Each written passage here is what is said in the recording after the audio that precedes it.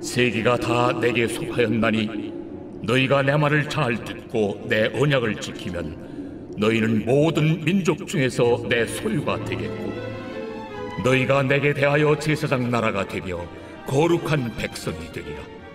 너는 이 말을 이스라엘 자손에게 전할지니라. 오늘 설교의 제목은 하나님의 보물이 되려면, 본문은 출애굽기 19장 5절에서 6절까지입니다. 킹제임스 버전 성경으로 제가 다시 한번 읽겠습니다. 그러므로 이제 너희가 참으로 내 목소리에 순종하고 내 언약을 지키면 너희는 내게 모든 민족보다 뛰어난 특별한 보물이 되리니 이는 온 땅이 내 것이기 때문이라. 또 너희가 내게 제사장 왕국이 되며 거룩한 민족이 되리라.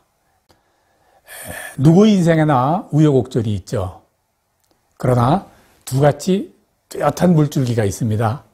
첫째, 인생은 내 뜻대로 안 된다는 것. 둘째, 하나님께 순종하면 그의 길이 순탄하고 불순종하면 험난하다는 것. 이 두 가지입니다.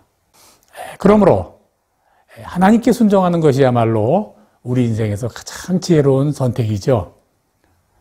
오늘 본문은 하나님은 이렇게 말씀하십니다. 5절, 너희가 참으로 내 목소리에 순종하고 내 언약을 지키면 너희는 모든 민족보다 뛰어난 특별한 보물이 되리라. 네. 특별한 보물이 되리라. 보물. 우리에게는 각자의 삶에 다 보물이 있죠. 얼마나 귀합니까? 우리가 만일 하나님께 잘 순종하기만 하면 하나님은 아주 뛰어난 특별한 보물로 삼아주겠다. 그렇게 우리에게 약속하십니다. 그럼 순종은 누구에게 합니까? 뭐 당연한 말을 왜 하냐고요. 네. 이렇게 당연한 말을 또 강조하는 것은 하나님을 제치고 스스로 하나님의 위치에 올라서서 나의 말에 순종하라 라면서 복음을 어지럽히는 그런 세력들이 있기 때문입니다. 이 세상에요. 우리가 말하는 이단들이 바로 그렇게 하죠. 이단들의 정확히 수령들이 그렇게 합니다. 그런데요, 이단은 이단이니까 그런다고 해도요, 멀쩡한 교회 안에서도 그렇게 말하는 경우가 종종 참 많이 보여요. 하나님께만 순종해야 됩니다. 하나님께만 순종하라고 하면요, 뭐 혹시 뭐 갱 조직이라든지 뭐 세상에 악한 전통 문화 많잖아요. 뭐 그런 거에는 당연히 불순종해야 되겠지만, 그러나 세상에는 우리가 순종해야 될 참으로 아름다운 건 많지 않아요?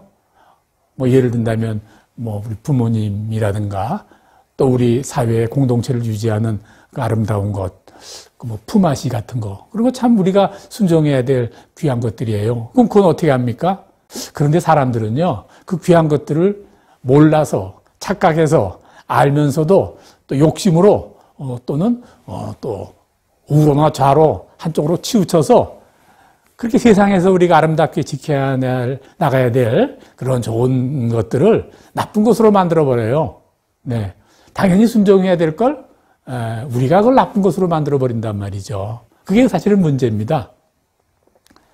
하나님은요, 내가 세상에 살면서 무엇을 순종해야 되고 그 기준이 무엇이고 어떻게 순종해야 될 것인가를 우리에게 가르치십니다.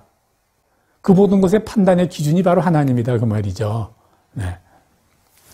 그런데 우리가 중요한 요점이 하나가 있어요. 하나님을 알지도 못하면서 뭐 무작정 순종할 수는 없는 거죠. 네. 그건 순종이 아니라 그 맹종입니다. 네. 그 맹종이란 뭐냐?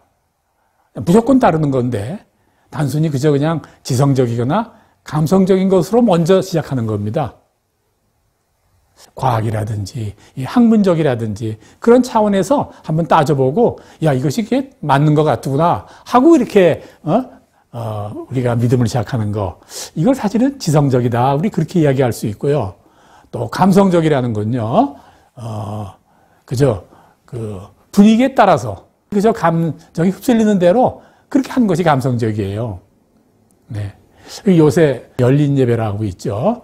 열린 예배를 사실은 너무 감성적으로 예배가 이끌어지는 데 대해서 우리는 한번 따져봐야 됩니다. 네. 우리 믿음이라는 것은, 꼭 믿음으로 일한 순종이라는 것은 어떤 것 지적인 것도 아니고 감성적인 것도 사실은 아니거든요. 네. 그건 영적인 거예요. 네. 순종이란 뭐냐? 하나님께 대한 순종이라는 것은요, 내 인생을 온전히 하나님께 그냥 맡기는 거거든요. 내 인생을 다 맡아주십시오. 그러는 것인데, 그런 맹종과 같은 신앙으로는 사실 순종할 수가 없어요. 해서는 또 안 되죠. 네. 하나님 그분이 도대체 어떤 분인데 내가 순종해야 하는가? 그걸 내 지성이나 내 감성이 아니라 내 영이 납득할 수 있어야 하나님께 온전한 순종을 할 수 있다 그 말이죠. 그런 온전한 순종을 하기 위해서 가장 필요한 것은 바로 하나님을 만나는 것입니다. 내 지성으로 만나는 것이 아니라 내 감성으로 만나는 것이 아니라 내 영으로 하나님을 만난다 그 말입니다. 네. 영으로 하나님을 만난다.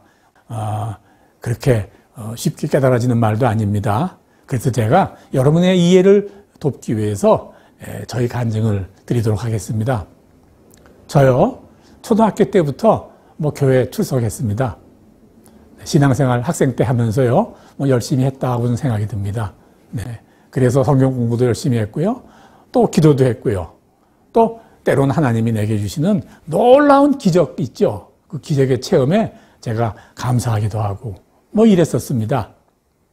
그런데요, 하나님을 만난다는 것이 어떤 것인지 사실은 제대로 알지 못했고요. 또 그런 노력도 사실은 하지 않았어요. 그러나 제가 처음으로 하나님을 만난 것은 대학교 1학년, 제가 우리 학교 병아리 부화장 실습실에서 하나님을 처음 만났다. 저는 그렇게 기억을 하고 있습니다. 병아리를 부화시키는 기간 한 3주일 되는데 그 3주일 동안 실습을 하는데 마지막 날 너무나 졸립니다. 네. 그래서 수동 부화기를 이렇게 2시간마다 돌리면서 앉아 있는데 갑자기 말이죠. 하늘에 노래가 막 들리는 거예요. 그렇게 표현하면 될까요? 네. 병아리들이 알을 깨고 나오면서요. 1마리, 2마리, 3마리 깨고 나오면서 삐약삐약거리는 게 하나로 뭉쳐져 가지고요.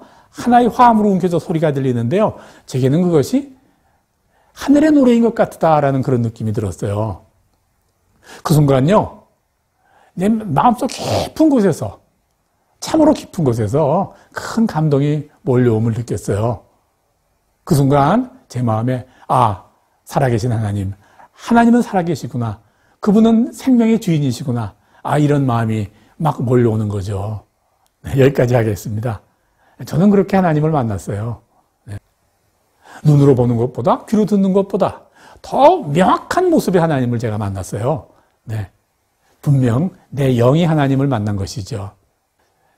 정말 우리가 순종을 하나님께 해야 되겠다고 한다면 그 하나님이 어떤 하나님을 알아야 될 텐데 그 하나님이 어떤 하나님인가를 정말로 알려면 바로 하나님을 만나야 된다 그 말이죠. 하나님을 알고 또 그래야지 내가 온전히 믿을 수 있겠다라고 이렇게 말하면요. 그렇게 따지지 말아라 하는 분들이 계세요. 네. 그런 믿음이 안 자란다 그렇게 말하거든요. 네. 교회 지도자들도 그렇게 따지면 안 된다. 그건 지적 믿음이다. 이렇게 이야기를 하거든요. 네. 그런데요. 내가 다 납득해야. 내가 봐야. 내가 들어야. 그래야 되겠다는데 그게 따지는 겁니까? 서로 그렇게 따진다고 해도 그거 잘못된 거 아니잖아요? 그렇죠? 네. 알아야 믿고 또 알고 믿어야 또 순종하는 거, 그거야 당연한 순서는 아니겠습니까? 네. 그런데요, 제가요, 먼저 믿고 시작하면, 안 된다. 그렇게 말하는 거 아닙니다. 할게요. 첫째, 그 믿음 자체는 사실은 거룩한 영, 성령의 선물이에요. 하나님이 그냥 은혜죠. 네. 우리에게 은혜를 주시는 거죠, 하나님이. 믿음이라는 건 그렇다고 말이에요. 둘째, 사실 믿음이라고 하는 것은 공식과 같은 거예요. 수학. 우리가 이렇게 수학 문제 잘 어떻게 돼서 그 공식이 나왔는지 모르지만 공식에 문제를 대입하면 그냥 문제가 답이 풀어지잖아요. 바로 믿음이라는 것도 사실은 그런 것임에 틀림이 없어요. 그래서 믿고 그냥 따라가 보면 결과가 좋게 나오는 거죠. 그걸 체험하는 거죠. 또 세 번째, 인생에는요 그렇게 때로는 내가 알고 따져보고 그렇게 할 겨를이 없을 때도 있어요. 당장 발등에 불 떨어질 급한 일 생긴다고 말이에요. 이럴 때 어떻게 합니까? 내가 알아야 믿겠어.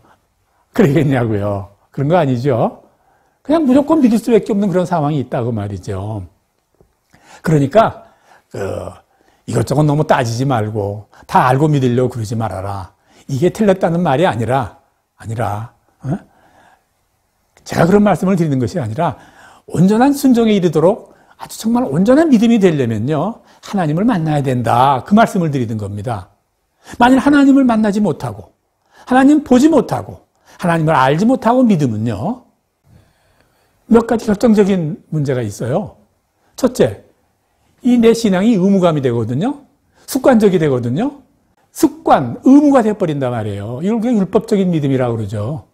자유함 사라지는 거죠. 두 번째, 하나님을 알지 못하고 성령의 도움 없이 내가 무언가를 하는 거거든요. 순종 역시 마찬가지예요. 네.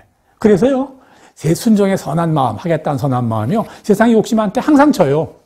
성령의 도움을 잘 받지 못하기 때문에. 셋째, 알지 못하고 믿으면은요, 포기할 일이 생기면 절대 포기 못합니다. 네. 그러므로 무조건 먼저 믿고 그저 믿음 하고 따라간다는 것은 그 결과는 어떻게 될지언정 마치 모래성을 쌓는 것 같다. 그래요. 시도 때도 없이 시험이 들고 낙심해요. 쉽게 무너져요. 기초 없이 집을 짓는 거하고 비슷해요. 또 그 길은 너무 길고 또 지루하고 살아가는 동안 손해를 너무 많이 봅니다. 네. 그걸 말씀드리는 겁니다. 우리 도마 이야기 잘 알죠? 네? 예수님은 부활을 믿지 못하고 마지막 예수님의 부활을 본 다음에 확인한 다음에 그때야 예수님의 하나님이심을 믿은 도마에게 이렇게 말씀하셨어요. 너는 나를 본고로 믿느냐? 보지 못하고 믿는 자들이 복되도다. 이렇게 말씀하셨잖아요. 무조건 먼저 믿고 시작해봐라. 무조건 믿어라. 믿음 그래봐라. 그게 아니라 그 말이에요. 이 말은요, 내가 자꾸 보여진 것만 자꾸 믿으려고 그러지 말고 바로 보이지 않는 거 영으로 한번 믿어봐라. 그게 진짜다. 그렇게 말씀하시는 거예요. 네. 그래서요, 사실 교회에 입문할 때, 처음에 교회 발을 들일 때 어떤 일정한 과정이 사실은 대단히 필요해요. 세월만 가면 집사도 시키고 권사도 되고 뭐 장로도 되고 그래요. 네. 저요, 캐톨릭 신학 전혀 동의하지 않습니다. 그러나 그 캐톨릭은요, 한 사람이 성도로 교회에 출석하는 것만으로도, 등록하는 것만으로도요, 엄격한 과정을 거쳐요. 네. 훈련하고 교육하고 하나님을 아는 최소한의 노력을 기울인다고 말이에요. 전 그거 굉장히 긍정적으로 받아들여요. 그런데 누구나 다 원한다고 하나님 만나지는 거 아니죠. 또요, 하나님 만날 수 있어요, 누군가가. 근데 그 누군가가 하나님을 만난 것이요, 일반적으로 똑같은 것이 아니다 그 말이에요. 하나님을 만나면 그게 개인적이다 그 말이죠. 사람마다 하나님 만나는 방법이 다 틀리다 그 말입니다. 저는 바로 청년의 초기에 그 병아리가 부화되어가는 그 모습을 보면서 제가 하나님을 만났습니다. 그러나 많은 사람들이 각각 하나님을 만나는 방법이 다 다를 것이에요. 의사는 아주 어려운 시험 수술을 집도하면서 그때 하나님을 만났다. 저 그런 말 많이 들었어요, 의사들이. 네. 천문학자들은 그 별자리에 질서 있는 움직임, 그런 것을 보고 하나님을 만난다. 제가 그런 말씀 들었어요. 그러니 우리는 내가 하나님을 만나는 방법은 다 다르다 그 말입니다. 그러니까 내가 만난 하나님만 주장하면 그건 절대 안 됩니다. 그건 절대 속하는 거예요. 네. 그거 대단히 위험한 겁니다. 네. 그 사람을 미혹하는 것일 수도 있고요. 이단의 시작이 거기서부터라는 것 우리가 꼭 알아야 됩니다. 네. 그런데 우리가 모두가 공통으로 하나님을 만날 수 있는 방법이 있죠.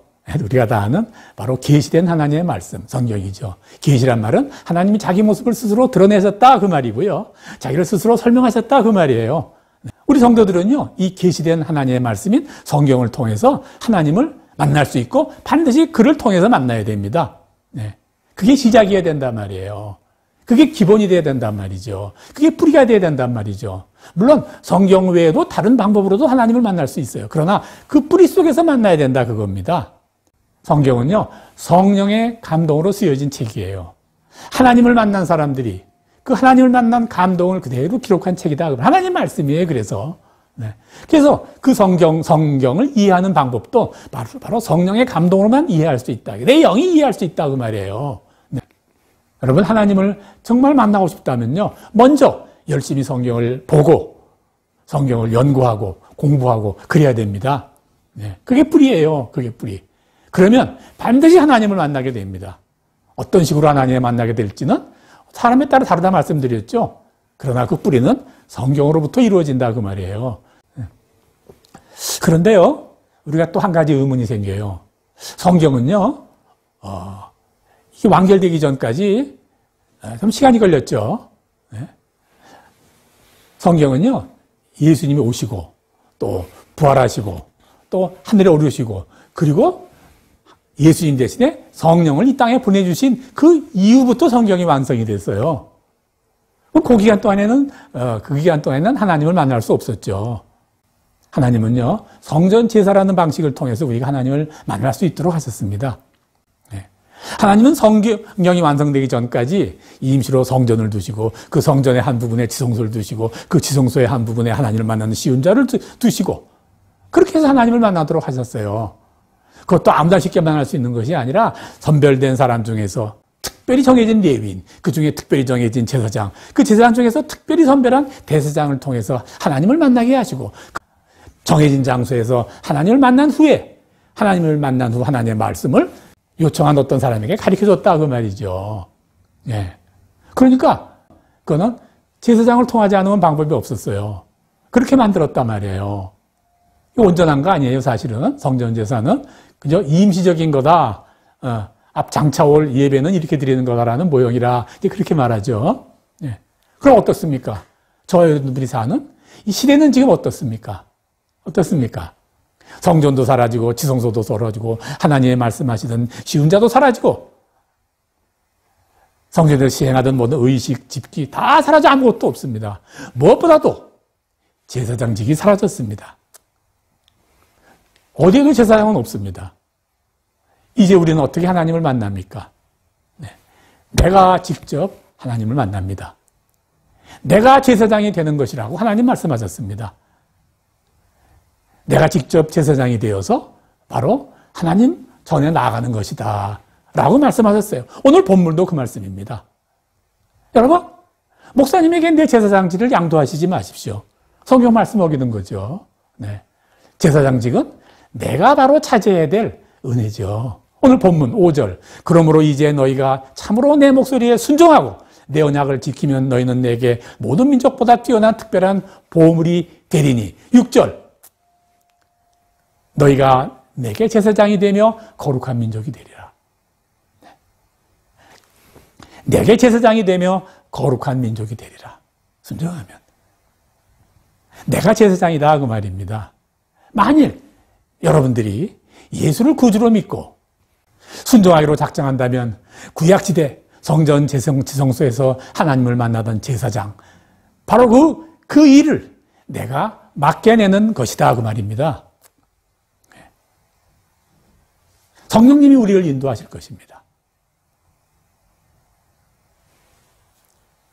순종의 본질은 뭐냐? 내 안에 그리스도의 영이 자리를 잡을 때 일어나는 현상이에요. 다시 한번 말할까요? 내 안에 그리스도의 영이 자리를 잡을 때 나타나지는 현상이다 그 말이죠. 순종하자 되어지는 것도 아니고 그건 순종도 아니다 그 말이죠. 모양이죠.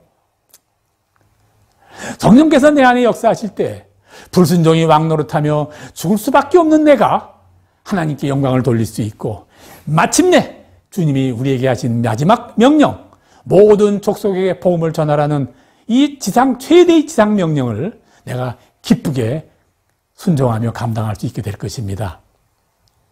말씀을 마칩니다. 하나님의 보물이 되려면 그 답은 순종으로 하나님의 영광을 돌리는 삶, 바로 그 삶으로 사는 것이죠. 오늘 함께 예배드린 모든 성도들에게 그런 말할 수 없이 큰 은혜가 함께 하시기를 주의 이름으로 축원합니다. 아멘.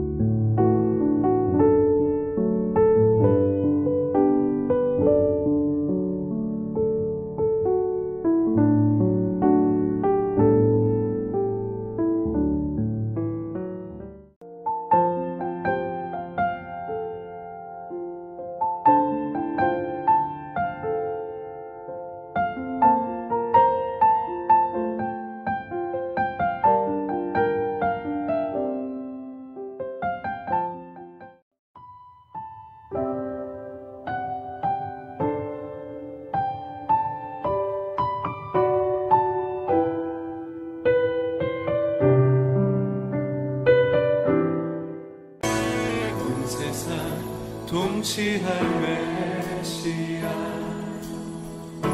주께서 온 우주 다스리니 그 나라 영원하리라. 왕께 경배하세. 왕이 나셨다. 이 땅을 구원하실 왕. 만 백성들아 기뻐하라. 우리의 왕이 나셨다. 왕이 나셨다. 왕이 나셨다. 이 땅을 구원하실 왕. 만 백성들아 기뻐하라. 우리의 왕이 나셨다. 오늘 밤에 선포하면서 왕이 나셨다.